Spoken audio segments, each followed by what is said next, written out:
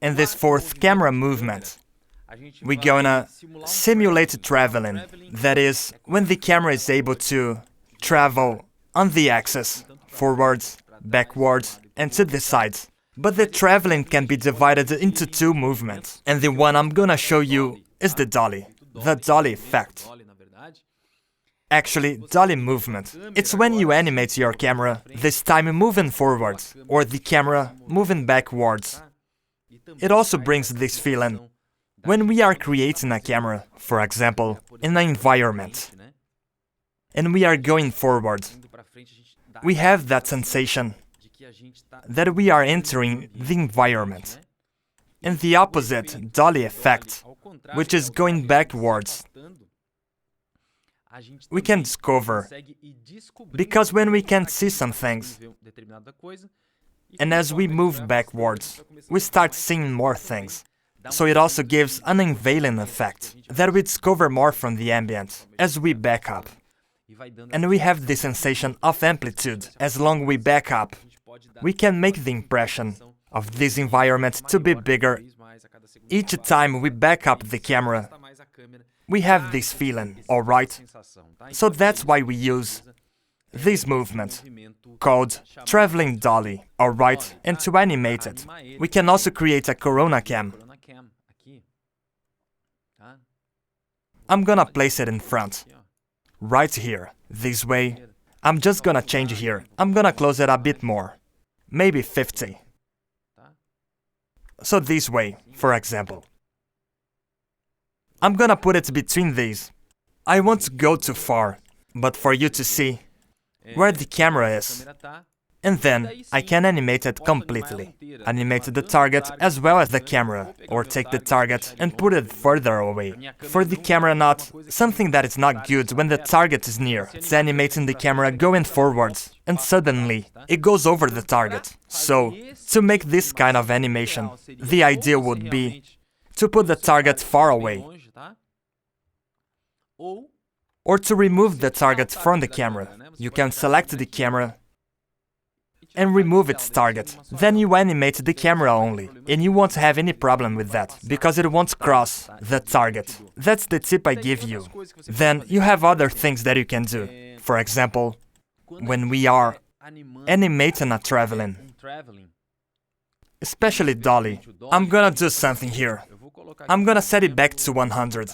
The time doesn't matter now. We're gonna talk about that later when we go to the scenes. But now, I go here, auto key, lock it here, and in 100, I'm gonna move it forward, until here, so it's here. This is the movement.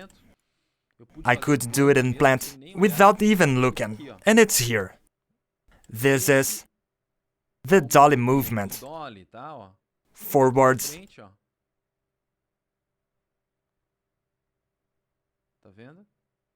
But there's a problem here. Not a problem. But the last camera that I was doing was slow. And actually, this camera movement, when the camera moves itself, the ideal is to do it in linear mode. Why? Because when you are shooting a film, or something like that, you are filming in a continuous speed. You are moving, and then you cut to add to that piece of film. And not always, like, it started, stopped. Started, stopped. No, it's filming, and we take the best piece. So this model like this. Faster and slower. It works better for tilt. Works better for pen. But these camera's movements that I'm gonna show you now, don't use, because it makes the cinematographic part. It's not gonna look real. So I'm gonna take the camera, which was already animated. I'm gonna take the frames, go to curve editor, zoom in, and gonna remove these curves. Selecting all that, and clicking linear. Is it straight? Done. Now when I go here and play it, look, it's continuous, alright. So I can animate it this way, as you just seen here. Or I can select the camera. I'm gonna delete it here, alright. Because sometimes the camera is angled like this. So how can I do it? I click here, And how can I do to animate the camera straight in this view mode? That's the first thing we're gonna do. I'm gonna show you how we can do that. I'm gonna select the camera. I press C, go to the camera view. I enable auto key and add the first key, which is where I am now. I go to 100 and just here, Dolly camera. You click here and go forward.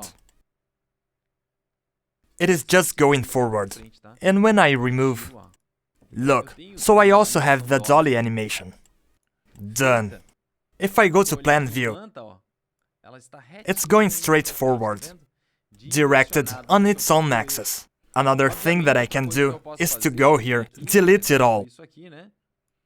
Come here, bring the camera over here, for example. Right. And animate it, changing. It's here.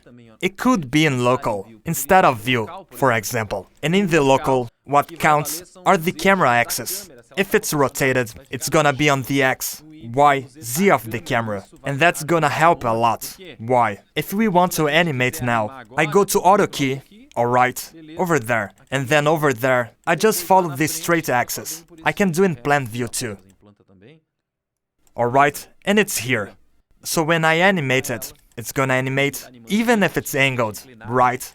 To be not in that way. You can change it here. Where it's pivot, the gizmo, the pivot is directed, alright? It's gonna be directed.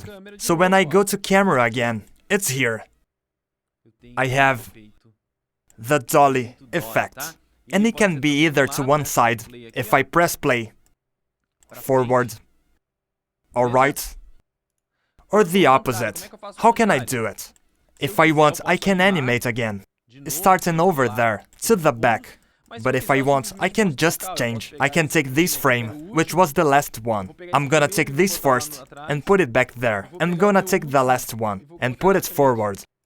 It's inverted. It's gonna start from the back, and goes this way. So when I play it, look what happens.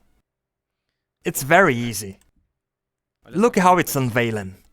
We get that feeling. And to generate the preview, you already know. Tools, grab viewport. It's all right here. Just go to create. Check it out. It's unveiling. Unveiling may not be the word, but we kind of discovered the environment. Or the opposite.